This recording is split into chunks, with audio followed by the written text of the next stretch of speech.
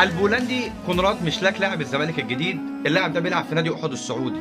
تخيل ان اللاعب ده يا جدعان مكسر الدنيا، بيلعب جناح يمين تقريبا كده بعد ما فشلت الصفقه بتاعت ارون بومبنزا، بعد ما ارون بومبنزا اداهم الصابونه وبعد ما وقع واتفق على كل حاجه وتقريبا مضى على عقد الكترونيا، فهرب تكنيكيا او هرب مثلا كلينيكيا، انا مش عارف بصراحه، بس هو الولد هرب وخلع واداهم الصابونه، وفي ناس بتقول ان هو في فرنسا دلوقتي. انا جه ما جاش انا ماليش فيه. ما علينا.